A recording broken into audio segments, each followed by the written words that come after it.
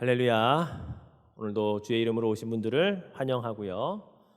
지난주부터 이제 이번 주 다음 주까지 주권이라고 하는 그런 주제를 가지고 지난주에는 세상의 주인인 하나님의 주권에 관해서, 그리고 오늘은 우리의 삶의 주인인 우리 성령님의 주권에 관해서, 또 다음 주에는 세상의 심판자로 오실 이제 심판주 되시는 우리 그리스도의 주권에 관해서 함께 나누도록 하겠습니다.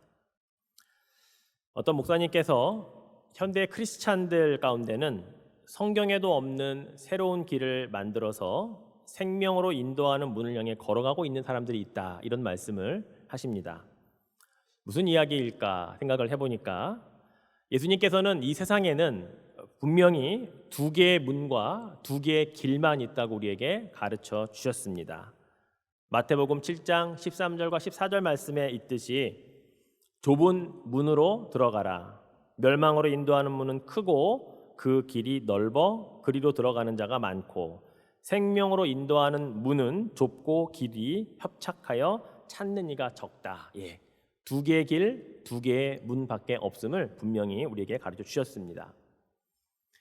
그런데 이 길만 있음에도 불구하고 사람들은 또 다른 길을 만들어가고 있다는 겁니다. 특별히 현대 기독교인들이 그렇다는 거예요.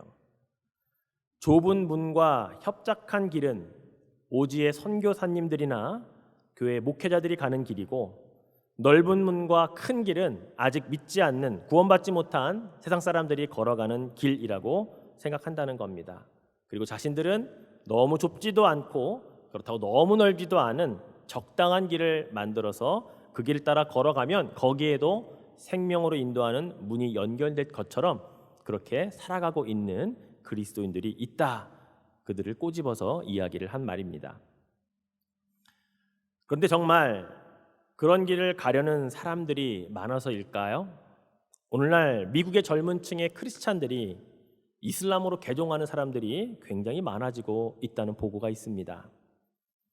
그 이유를 그들에게 물었습니다. 왜 크리스찬인 당신이 이슬람으로 개종을 하는가라고 물었죠. 시카고 일리노이 주립대학의 한 교수님하고 미국 CCC의 총재인 빌 브라이트 목사님이 함께 이것을 가지고 연구를 하고 조사를 했는데요. 질문이 정말 이거였습니다. 왜 젊은 크리스찬인 당신이 이슬람으로 개종을 하는가라고 하는 질문이었어요. 그런데 여러분, 그 대답이 이러했답니다. 기독교는 종교 같지가 않기 때문이라는 대답이었습니다. 반면에 이슬람교, 즉 그들을 우리가 무슬림이라고 부르는데, 그들은 오히려 철저하게 자기들만의 종교 의식이 있고 그들의 신인 알라에 대한 충성심이 있고 헌신도를 보니까 정말 그들이 종교를 가지고 있는 것 같다라고 하는, 진짜 그들에게도 종교 냄새가 난다라고 하는 대답을 했다는 것입니다. 무슬림들은 하루에 5번씩 정해진 시간에 방향을 맞춰서 있는 곳에서 기도합니다. 그래서 이슬람에서는 무슬림과 비무슬림을 구분하는 기준이 바로 하루에 5번 이 기도를 하느냐 그렇지 않냐를 가지고 구분을 할 정도라고까지 말합니다. 이 5번 기도를 제대로 하지 않는 사람은 비무슬림이다라고 말하죠. 제가 예전에 우리 홍정기 장로님을 통해서 들었던 이야기가 있습니다. 우리 홍 장로님이 트라이맷에서 30년 넘게 근무를 하시고 은퇴를 하셨잖아요. 그 회사 안에 신우회가 있었다고 합니다. 그래서 점심시간에는 모여서 서로 기도 모임도 갖고 꾸준히 그 시간들을 오랜 시간 동안 가져왔었는데, 언제부턴가 점심시간에 모이는 이 신우회 모임을 회사에서 금지를 했다고 합니다. 지침이 내려진 거예요. 그 이유를 물었더니 이 트라이맷에 들어와 있는 직원들 가운데 무슬림들이 정해진 시간에 5번씩 기도를 하기 시작했다는 겁니다. 그래서 그동안 함께 모여서 기도해 오던 기독교의 신우의 이 기도 모임을 유지를 하기 위해서는 그들의 5번 기도하는 것도 유지를 해줘야 된다고 하는 것 때문에 결국은 다 못하게 막아서 그들도 5번 기도를 못하고 그동안 오랫동안 이어져 왔던 이 신우의 점심시간 기도 모임까지도 할 수 없었다라는 이야기를 제가 들었습니다. 한국 이란인 교회를 섬기시는 이만석 목사님이라는 분이 쓴 글을 제가 잠깐 읽어보았는데요. 이란어를 처음으로 배우고 나서 이분이 그것을 읽기 시작하면서 받았던 충격은 이란의 고속도로를 달릴 때에 그동안은 무슨 말인지 몰랐지만 배우고 나서 광고판을 보니까 너무나 많은 광고판들이 알라를 찬양하라, 알라는 위대하다, 알라 외에는 다른 신은 없다라는 문구가 그렇게 많은 줄 몰랐다는 겁니다. 글을 읽고 나서 읽을 줄 알게 되면서부터 그 많은 광고가 있었던 것을 보게 되었다고 말해요. 그리고 어떤 광고판에는 기도를 강조하는데 기도는 신앙의 기둥이다라고 하는 그런 이란 말로 적혀 있는 것을 보고 목사인 자신도 하루에 새벽 기도 한번 제대로 하는 것도 이렇게 힘들어 하는데 그들에게는 하루 5번 기도하는 것이 신앙의 기둥이라고까지 적혀 있으니 부끄럽기 짝이 없다라는 글을 제가 읽었습니다. 여러분, 우리 믿는 자들이 생명으로 가는 좁고 험한 길이 아닌 좀 더 편하고 적당히 넓은 길을 살아가는 그러한 신앙생활을 하는 동안에 철저하게 그들의 신 알라에게 다가가려는 이 땅의 젊은이들이 많아졌다는 것을 우리는 기억해야 합니다. 그들의 열심과 그들의 충성도를 보면서 이게 진짜 생명으로 가는 분이 아닌가라고 그들은 그 길을 향해 가고 있다는 것이죠. 그들의 종교심이 우리보다 더하기 때문입니다. 그들의 열심이, 그들의 신을 향한 사랑이 겉으로 보기에도 우리보다 훨씬 더 충성스럽다고 우리의 젊은이들이 보고 하나님으로부터 되돌아서서 알라를 향해 가고 있다는 충격적인 그런 보고가 계속해서 나오고 있습니다. 그런 의미에서 우리는 오늘도 주권이라고 하는 이 큰 틀 안에서 우리의 삶의 주인이 성령님이심을 인정하지 않으면 안 된다는 것을 다시 한번 깨달아야 됩니다. 내 삶의 진정한 주권을 누가 가지고 계시는가에 대한 진지한 고민이 없으면 안 된다라고 하는 것입니다. 왜냐하면 누군가는 또 나를 보고 우리의 모습을 보고 기독교에 계속 머무를 것인가, 다른 무언가를 찾아갈 것인가를 결정할 수도 있기 때문이라는 것이죠. 우리는 먼저 이 성령이라고 하는 성령님에 대한 인식, 이미지부터 제대로 우리는 가지고 있어야 합니다. 성령님은 어떤 신비한 힘이나 세력이 아니에요. 마치 연기와 같은 존재로 성령님을 인식해서는 안 됩니다. 성령님은 분명하게 지, 정, 의를 다 소유하고 계시는 하나님의 본체이시며 우리와 똑같은 인격체이심을 여러분 믿으셔야 합니다. 성령님께서도 감정을 가지고 계신다고요. 그래서 우리를 위하여 말할 수 없는 탄식으로 기도하신다라고 로마서에 기록하고 있지 않습니까? 성령님은 지적인 능력과 지혜도 가지고 계셔서 하나님의 깊은 것까지도 통달하실 수 있는 유일한 분이 성령님이시라고 가르쳐주고 있거든요. 의지적인 부분도 있기 때문에 그분이 하시고자 하는 일, 그분의 뜻을 그는 반드시 이루시는 분이심을 알아야 합니다. 바로 이러한 지, 정, 의를 다 가지고 계신 분이 성령님이신 거죠. 성령님이 어떠한 분인지 더 정확히 알기 위해서 몇 가지 예를 한번 들어보겠습니다. 우리가 구원을 받기 위한 가장 기본적인 신앙 고백을 무엇이라고 말합니까? 내가 죄인임을 깨닫고 예수 그리스도께서 나를 위해 십자가에 달려 돌아가신 바로 그것을 마음으로 믿고 입으로 시인하면 우리는 구원받습니다. 믿음으로 말이죠. 그럴 때 비로소 내 삶의 주인으로 모시고 영원한 생명, 천국을 소유할 수 있게 되는 거죠.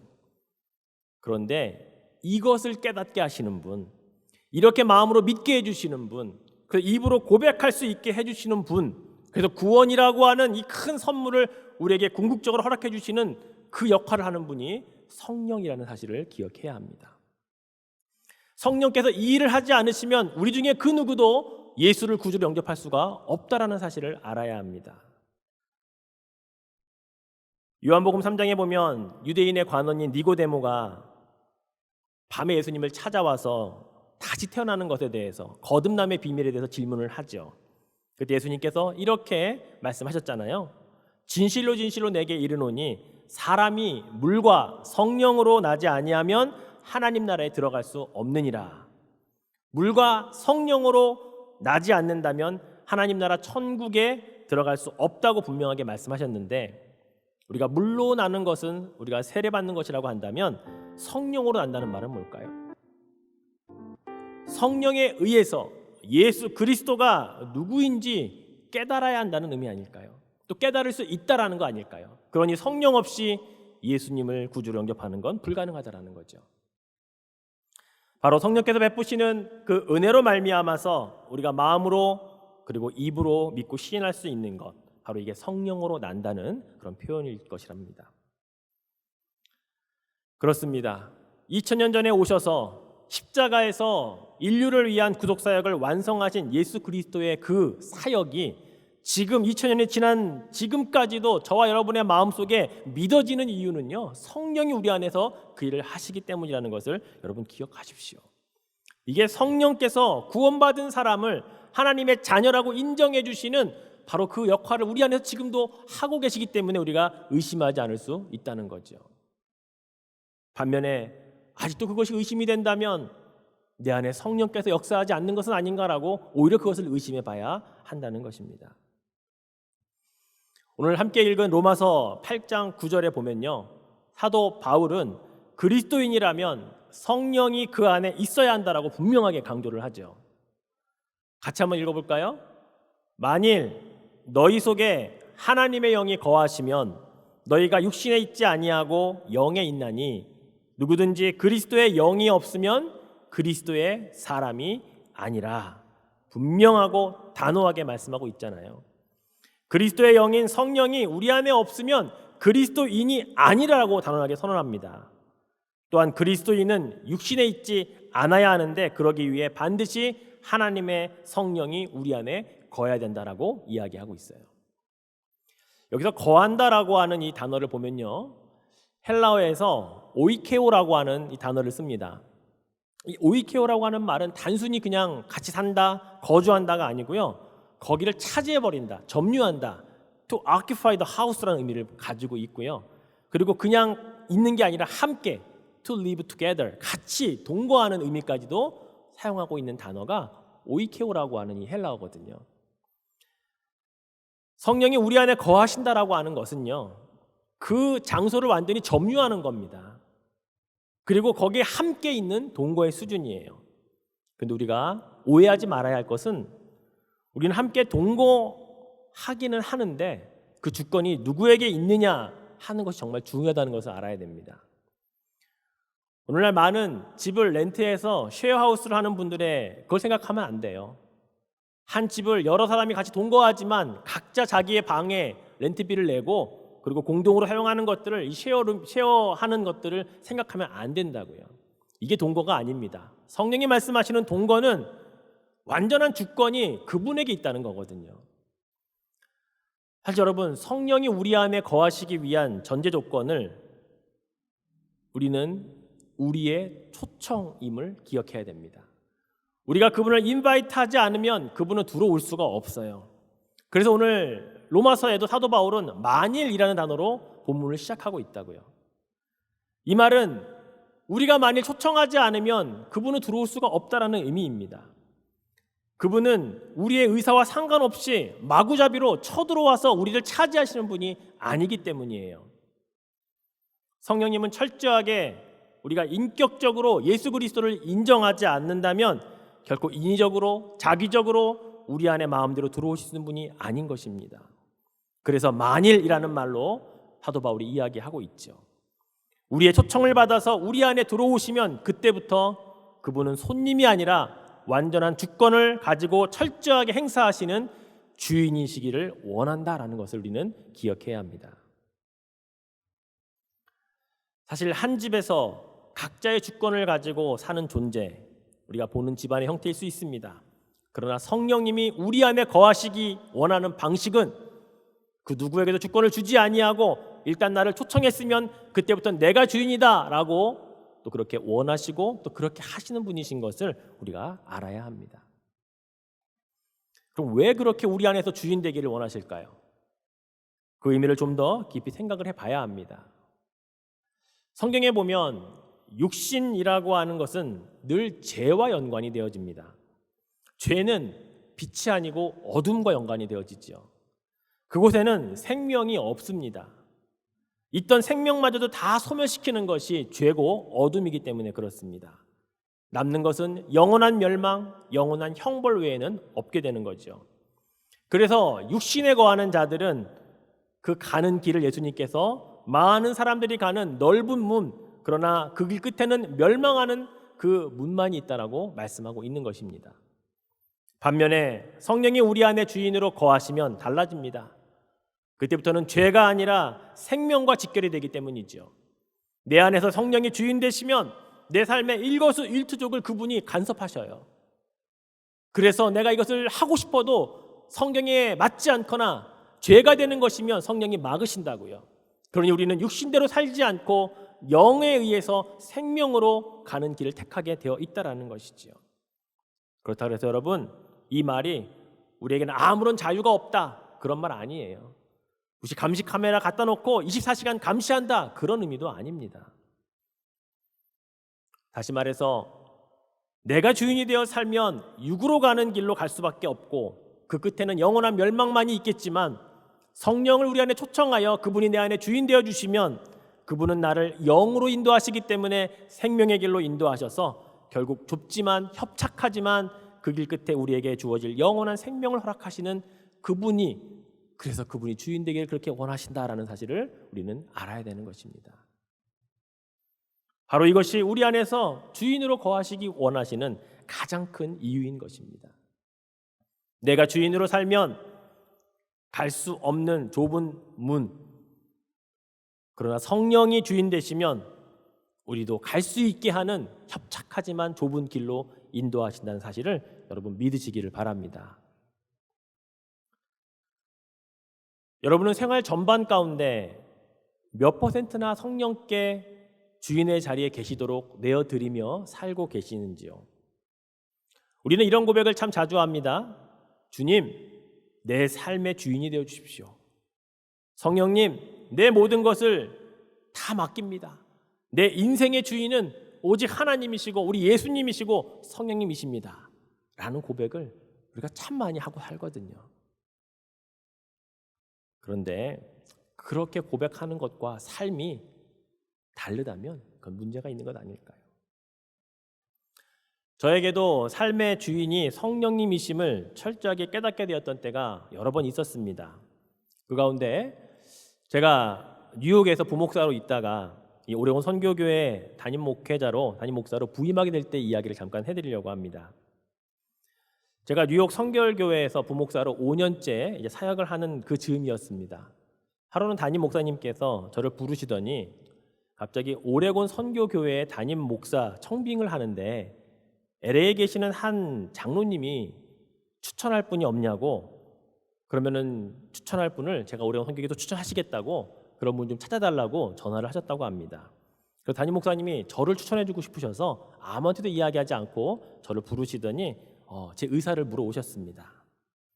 그런데 죄송하게도 그때 저의 대답은 뭐였냐면 목사님 싫어요. 안 갈랍니다. 이렇게 대답을 했어요.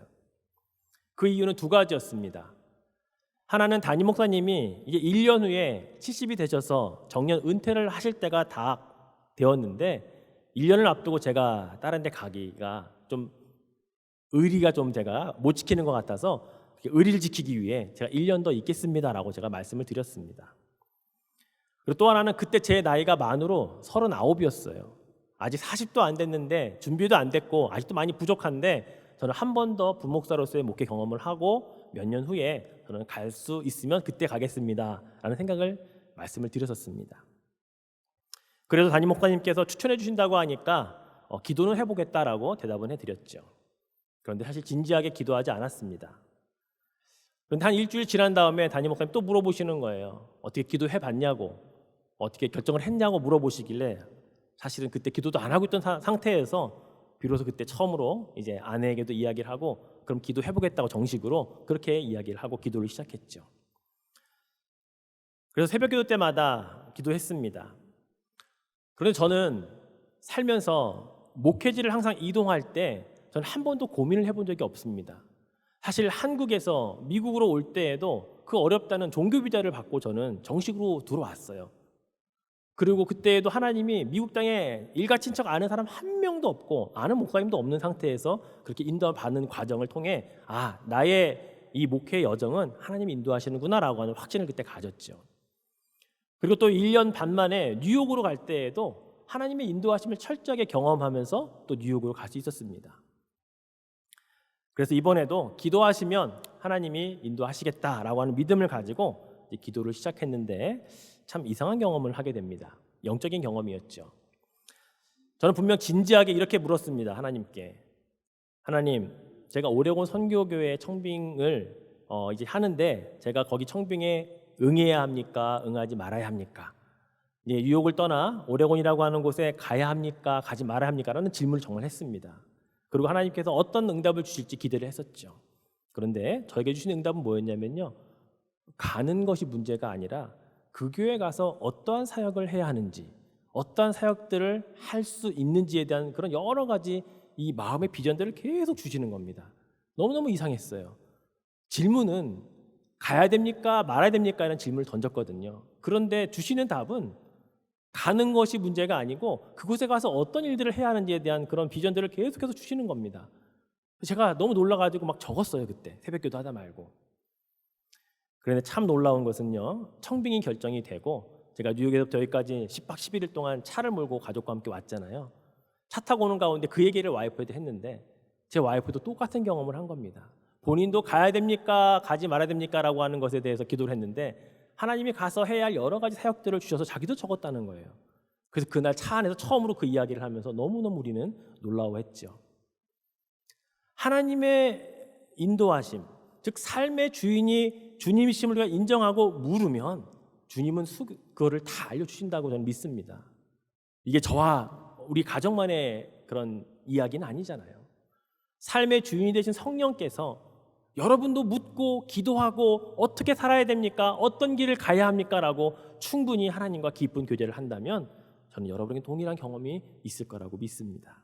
이게 삶의 주인인 것을 인정해 드리는 것 아니겠습니까?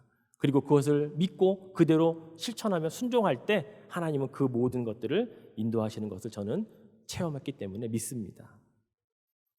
사랑하는 성도 여러분, 수없이 많은 성경 속 인물들이 삶의 주권이 하나님께 있음을, 우리 성령께 있음을 믿고 살았을 때에 인도함 받는 이야기가 얼마나 많이 기록되어 있습니까? 그들이 이미 성경 속에 증언을 해 주었고 또 지금도 이 땅 곳곳에서 그러한 일들이 수없이 일어나고 있음을 우리는 알고 있지 않습니까? 사실 지난 주간 살펴보았던 고린도전서 10장 31절 말씀을 보면 그런즉 너희가 먹든지 마시든지 무엇을 하든지 다 하나님의 영광을 위하여 하라. 이게 어떻게 가능하겠냐고요. 그런데 성령이 우리 안에 주인 되시면 이게 가능해진다고요. 저 이번 주일 내내 먹으면서도 하나님 영광에 먹게 해주십시오. 제가 어떤 옷을 입으면서도 주님 영광에 제가 이거 입습니다. 이렇게 저는 고백하고 살았어요. 일주일 동안요. 이 말씀을 전하고 나니까 저도 그동안 못했던 거였지만 그 말씀이 자꾸 반복이 되고 기도가 되더라고요. 성령이 제 안에서 그렇게 저는 일하시기 때문에 가능하다고 믿습니다. 내가 내 삶의 주권을 틀어쥐고 살면 먹는 것, 마시는 것, 입는 것, 그 모든 것 나를 위해 하는 것밖에 될 수가 없어요. 그런데 가끔은 하나님 생각하시겠죠. 맛있는 거 위해 기도할 때요. 그러나 모든 것이 그렇게 되기 위해서는 우리 안에 성령이 내 안에 정말 주인 되어 주셨을 때에 이 일이 가능하고 실제로 일어날 수 있다는 사실을 여러분도 경험하실 수 있기를 축원해 드립니다.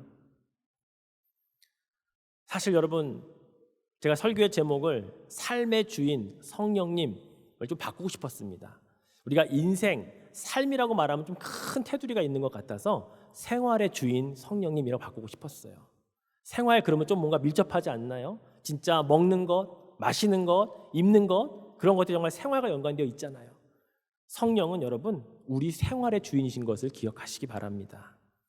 바로 그것을 우리가 알고 깨닫게 될 때에 모든 것을 하나님의 영광을 위해 살 수 있게 되어진다는 사실이에요. 내 생활의 주인인 성령님을 인정해 드리시는 여러분 되시기를 축원해 드립니다. 자, 다 같이 한번 고백해 봅시다. 내 생활의 주인은 성령님이십니다. 다시 한번 합시다. 내 생활의 주인은 성령님이십니다. 그렇게 살기를 축원해 드립니다. 이러한 삶이 반복적으로 우리의 삶 가운데 이루어지다가요, 우리가 이렇게 교회 주일날 한번 모여서 그 성도들이 나누는 것, 이게 진짜 교제가 되는 거예요.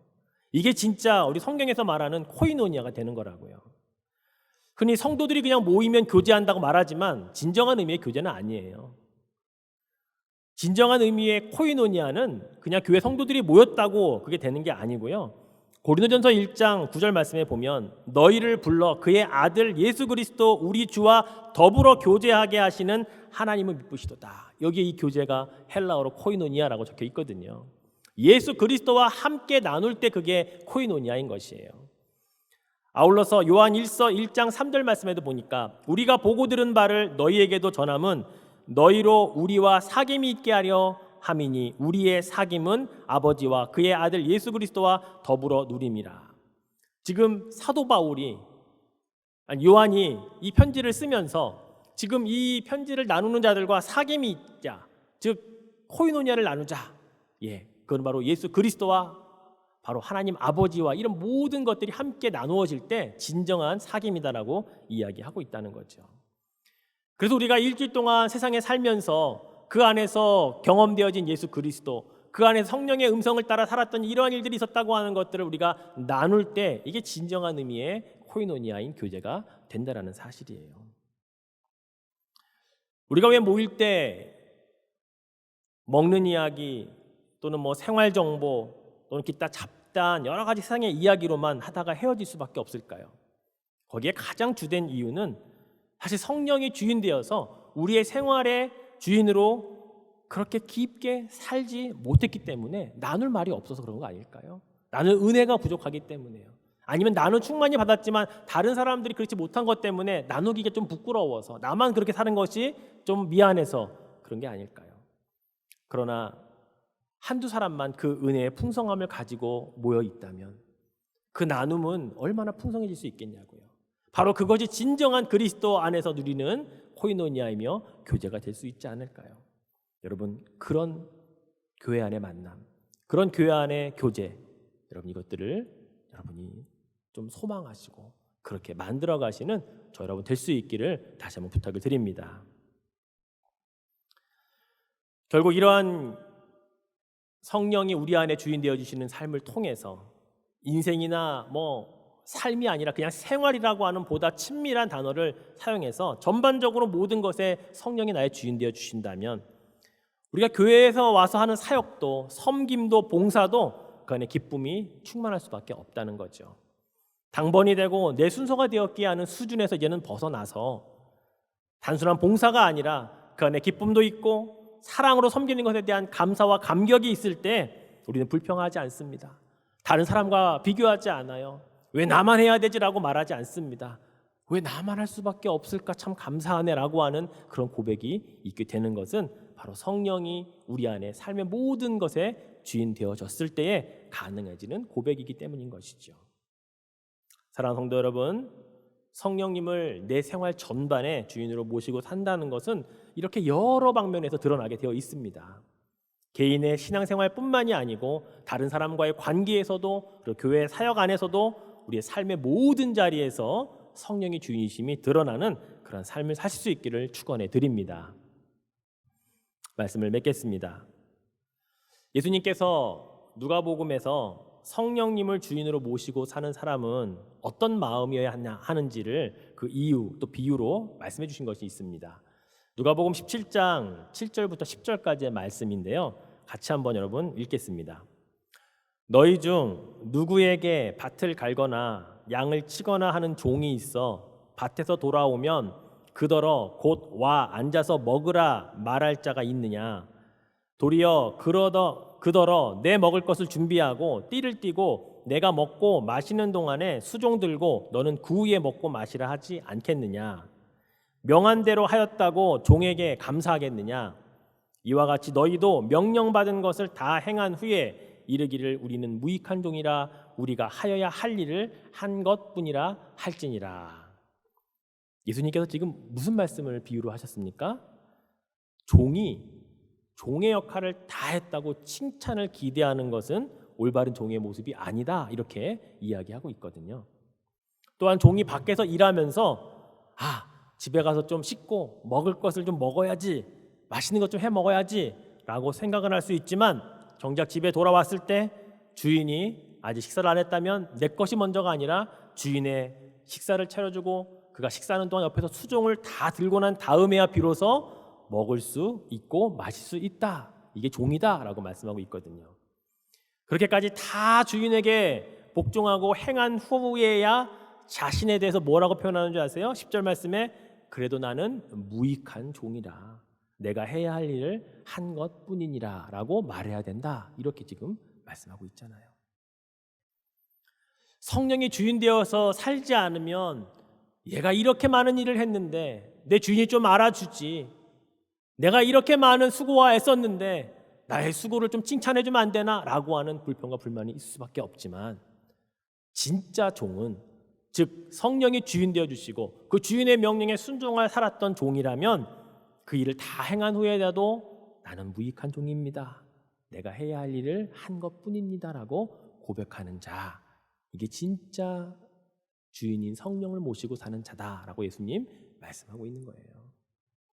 사랑하는 성도 여러분, 이 모습이, 이 마음이, 이러한 고백이 내 삶의 주인이, 내 생활의 주인이 성령님이 되셨을 때 가능하다라는 사실입니다. 내가 한 것이 아니라 나는 해야 할 일을 한 것뿐입니다 라고 하는 고백 말이죠. 오늘 사도 바울이 오늘 우리가 읽은 본문 가운데 누구든지 그리스도의 영이 없으면 그리스도의 사람이 아니라고 했듯이 그런 사람은 그저 종교인일 뿐이라는 것입니다.